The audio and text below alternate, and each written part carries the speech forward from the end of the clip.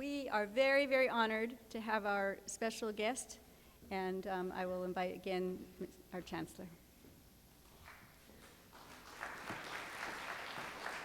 So our classified staff are well trained to deal with difficult people. So if you've been difficult to them and you see that they're handling you differently, it's because we have trained them to be able to handle you all. So I thank you, Matt. I think that's a really great partnership we have between our unions and the district. So we appreciate that, and we'll continue to provide professional development opportunities for our people. So our special guest is here, the president of the City Council of the City of Oakland, Lynette McElhaney. So one day, we thought there was going to be something talked about the college in the City Council. And so we turned on a TV in my office. And then I saw one of the greatest leadership activities or leadership demonstration that I have not ever seen in my life, which is how somebody on the City Council was handling public comments. The commentators were harsh, they were attacking, and then the grace that she displayed, and now, not being from here, I thought she was the mayor, and I said, man, because somebody had told me that we have a great mayor, and I said, man, this mayor is really great. Look at how, and then later on I learned that she was not the mayor, she was the president of the City Council. Since then, I've had opportunities to interact with her, and I have to say that I count her, along with a lot of positive developments we have going on in our community, really as a launching pad for our region to really be great. If we have, if we still have the Raiders with us, she has a big role that she's played in that, even though, and please do not boo me, as a Kansas City Chiefs fan,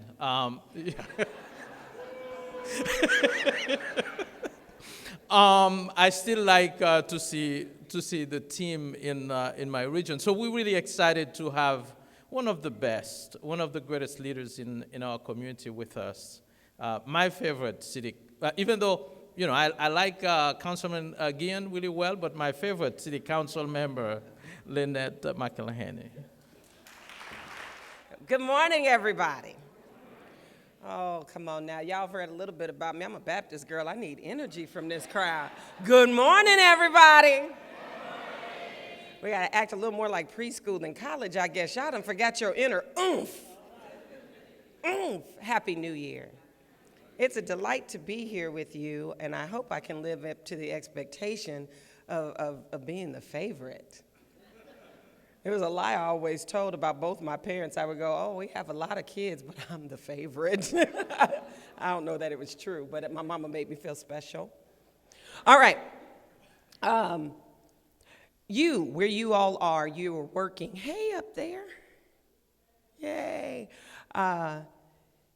You all carry your work with you, is that right? This is not the kind of job that you leave when you clock out, is that right? All right. You take it home with you. So in this little brief call and response, I'd like for you to tell me what you're taking home. Like, what are the things that bother you most? What is that thing that's on your mind that has you thinking about it as you're trying to put head to the pillow at night? So the principal thing that you wrestle with every night is, am I serving our students well? In this brief exercise, the thing that may be wrestling with you most may not be really just about your job, not really just about your day-to-day. So we all live here, right? I don't have anybody flying in from elsewhere, do I? That would be some serious stuff. Up there, you fly in? No, okay, just gotcha. All right, so what are the things that are troubling you today? As you try to lay your head to the pillow, it just keeps coming up for you. Anybody else? Yes, sir. without massive intervention, no matter how hard we work for our students' behalf, they're headed into a corrupt system. So you're worried about the corruption of the system. Is that like the corrupt political system or economic? Mm-hmm. You feel like the Addressing environmental degradation and climate change is obviously threatening our existence. With the exception of the present company, we do not have the brightest, most well-intentioned people leading and guiding our society, and we need to change that. Okay. Thank you. Could you all hear him? He's saying that no matter what you guys do, it just feels like you skiing uphill backwards. That there's a system that is stacked against your young people. Thank you. Thank you for that. Yes, ma'am.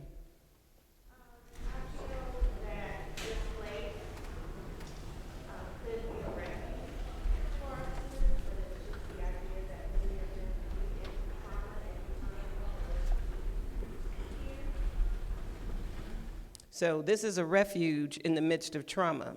So at night when you're going to sleep, what are you thinking about that may keep you from entering that slumber? I think about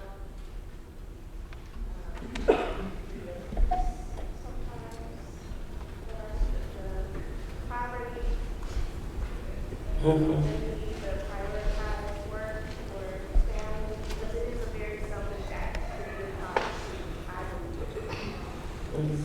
Because you're not going to prioritize that over long else in these cases. And it's very difficult for our students to understand. Thank you. So she talked about the poverty and the trauma that the students are facing, and she's taking that home at night, and knowing that here, trying to get them to see this place as a refuge, that's very, it's difficult for them to be able to prioritize themselves amidst everything else that's going on. And you're thinking about that every night. Wow. Thank you. Let's take a few more. Yes, ma'am. I worry about the quiet students because we're really successful with the ones who come hungry and motivated, but I worry about the ones that are less engaged, that haven't found their power yet, quietly slip through even our classes unnoticed because we're overworked and we can't serve, and we're not able to reach everybody in our classroom. Wow, that's big. She says she worries about the quiet students, that you have success with those who are motivated, who are loud, who are hungry, who are after it, but those quiet ones may slip right in quietly into the cracks. Thank you. It's awesome. Yes, ma'am. As a student, primarily, but as a student worker as well, not to come along with everything everybody else said, maybe we just double right here. There's a fact that it's potential, but everything everybody's saying is somewhat negative and knowing how society is leaving a big conspiracy or whatever. I still look at the potential in the position that we are in, as educators, like you said, somebody said, this is the best job to have. Like, this is maybe more sexy, you know, like in a sense, so that people will start catching on because it's going to like positive change. So, but I'm going to ask you now, do you ever worry about anything? What is the thing that drives you just like, as you think about all of this as a student teacher, student faculty?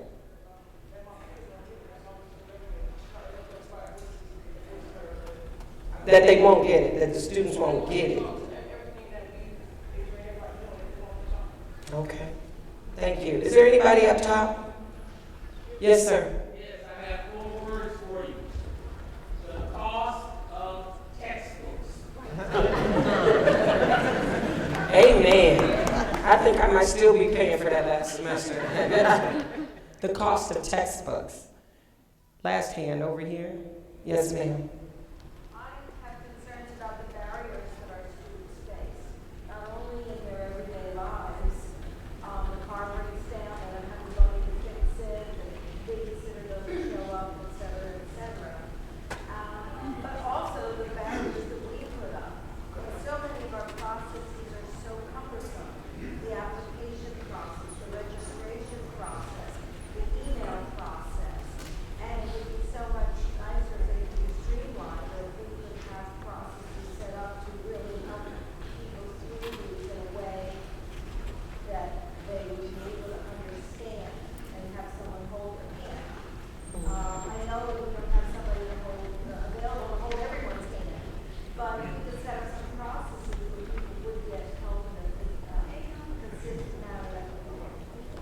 Thank you. Now, I want you guys to just take it all in for just a moment and pause and just think about if you could allow your mind to go back to the 70s. Some of you can't go there, I understand. You have to think about what you read about the 70s or some story your grandmother told you. I know there's somebody in here so young talking about, man, I was born in 96, right? So think back to these ancient times. I know somewhat in my mind because this year we will be celebrating the 50th anniversary of the founding of the Black Panther Party for Self-Defense here in the city of Oakland. So in some ways, that's right. And these community colleges had a lot to do with that. In some ways, we can go back to the 60s, 70s. Take that all in for a moment. I want to really pause for just a moment to appreciate our fantastic Chancellor Laguerre for this amazing invitation to come spend some time with the faculty. To my colleagues who are elected, I see Jelena here, Bonilla. You are trustee Bonilla here, but she's also working with us in West Oakland, trying to deal with these issues around poverty and work, and I appreciate your leadership there. And my girlfriend, Dr. Elnora Webb, my walking buddy. It is so good to see you and to be in your house. My God, thank you. Honored and a little intimidated. I'm with academics, y'all. Now, as you all have been thinking about the 60s and the 70s, about a time in California's history where education was the promise, when community college was free, right? When community college in the state of California was free and we were producing the greatest minds in the nation and in the world, you all had a hand in that. Educating minds is a revolutionary act. As an African-American woman, as someone who can stand and tell you that my grandmother's mother was born in bondage, it's history I can touch and taste and feel and know. As a woman whose parentage comes from the South, this past weekend I had the privilege of celebrating my grandmother's last surviving sibling, my great aunt Agnes McCoy, who turned 95 on Sunday. And we sat listening to her life from 1921 to 2016. This is history that I taste and touch and feel and know. And there's something crazy about the setup that we're in right now. Something maddening about it, because we're still holding on to the images that we fought for with a long civil rights movement for several hundred years that manifested in some promising decades. Not centuries. When your job was easier because there was hope and possibility in the world and not the cynicism that we're being pumped now, right? Where you had presidents who defied white men who stood up to white racial tyranny and called it wrong, right? And so today, you all are educating amid some craziness that I think is the backlash to the successes that we had.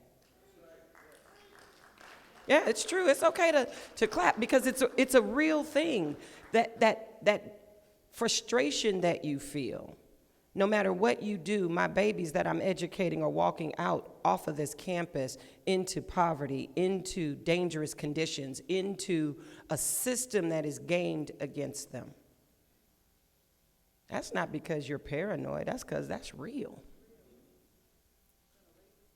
Right? And because of the fantastic successes of the movement, there was a concerted effort after the success of Dr. King's speech being televised live, that very powerful men, ladies, it was men, right? Mostly men, who decided that they would never, ever allow another progressive voice to rise that way.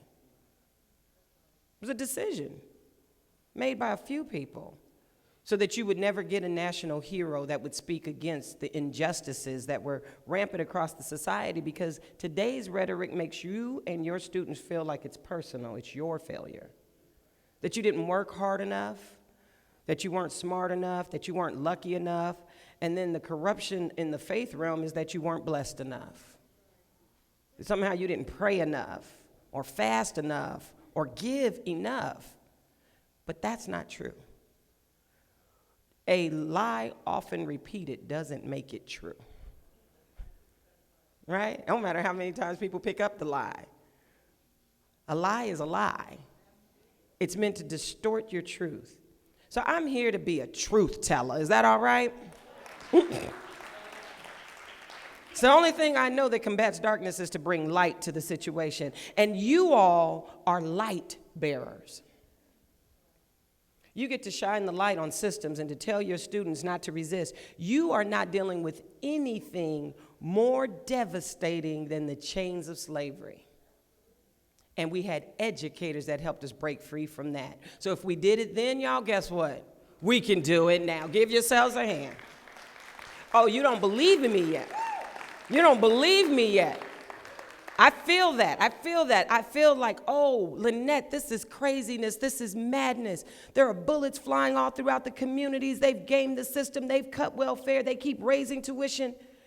But we have something to do with that. We do. Today, you do. You are in these seats. It is a place of privilege. You have access to the minds of the now. Did y'all catch that?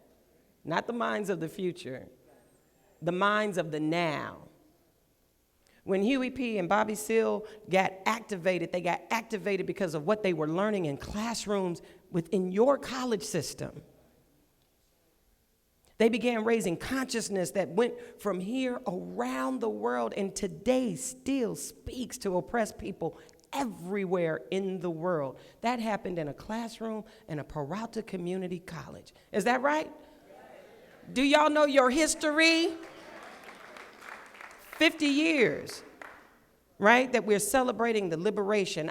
Somebody needs to give me a timekeeper, like a good preacher. I have come by here today on your Flex Day to remind you that you all are part of a revolutionary act of resistance against the tyranny of oppression. In this room, if you are part of the staff that sweeps the grounds, you are part of a revolutionary act of resistance. I'm going to speak from my particular.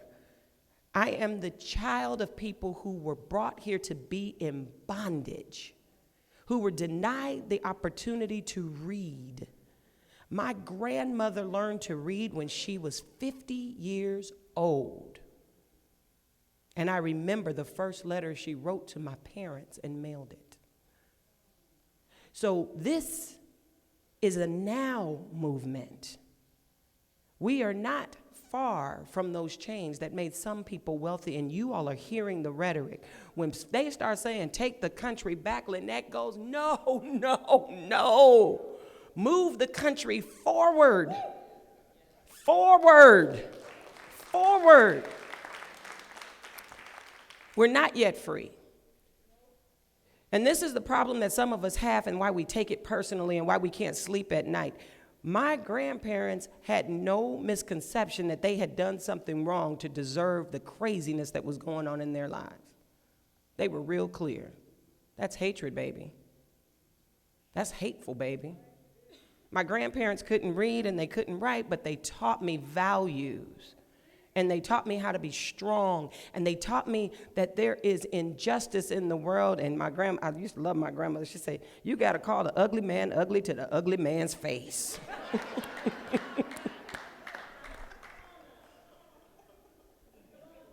So, you all see ugly and you know ugly. But we've learned to be polite. Y'all got to call the ugly man ugly to the ugly man's face. And you tell your students, it's not on them. It's not because of them that they're broken, that their families are broken. It's not because of them that they did anything wrong, but that they can be strong and resilient and make a whole lot right. And I know the system is gamed. It's gamed because we were winning. Right?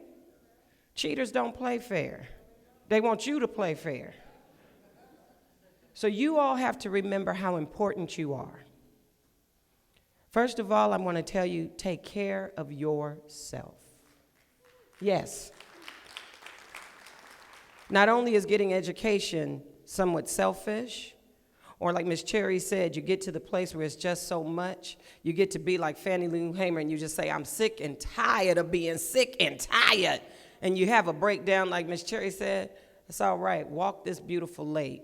Go stand up on one of our beautiful mountains. Find a place where you can pray and take care of yourself and forgive yourself. Because it's not about, oh, I failed or I didn't or I couldn't. Because you do, and you have, and you can, and you will. So take time to take care of yourself. Make time for laughter. No matter how much work you have on you, hold somebody's hand or put a baby in your lap. And remember the hope and the promise in that life. And remember that this ain't no game. You are not preparing people just to get jobs. You are preparing people to be a part of this society, to take this country forward into freedom. Self-care is a revolutionary act, particularly because you are touching poor lives. You have to model what they need to see. Take care of yourself, okay? Point number 2, when you're taking care of yourself, and you, not to be selfish though, I don't thank you, Holy Spirit, not to be selfish, not to just take care of yourself to the point where your kids are not eating and you're not giving everything you've got. You replenish yourself. If you're really serious that you don't like the conditions that you see, remember that you're fueling yourself for a struggle, because we have not yet won. We're winning, but it's not over.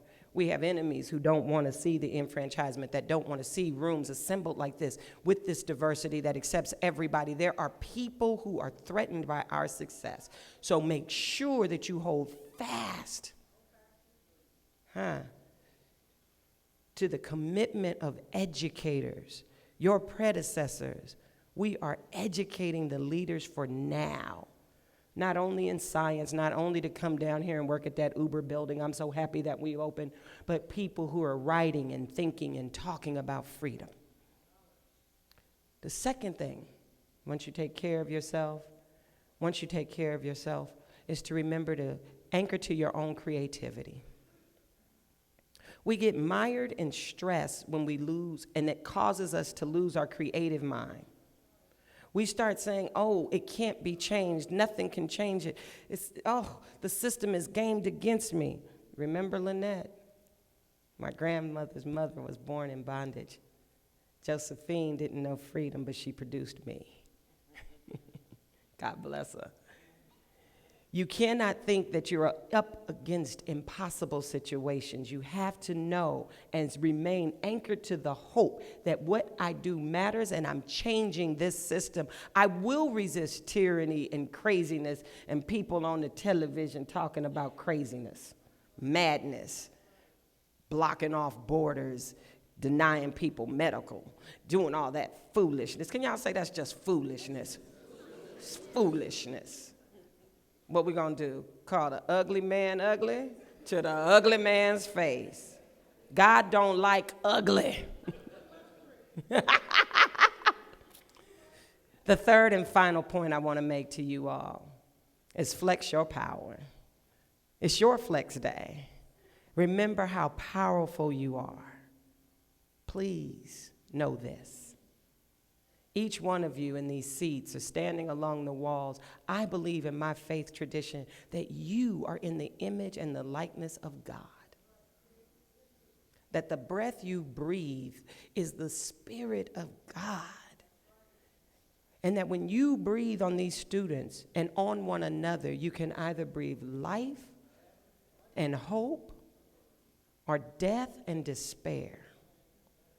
Mind carefully that spirit in you. Be kind to one another. Be kind to yourself. And remember, the only thing that has ever destroyed the walls of tyranny are educators.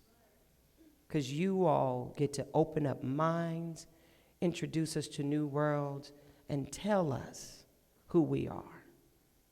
If you tell me I'm great, you may be the only one to ever tell me that. And you could be, as happened for me at UC Berkeley, an SEIU employee who was just taking in applications. You can do this. Words are powerful, and each one of you can speak life or death. That's why you're important. No matter what your classification is, what your salary level is. You don't get paid enough. They're gaming the system because they know how powerful you are and the army you touch. So remember to remain revolutionary. Thank you.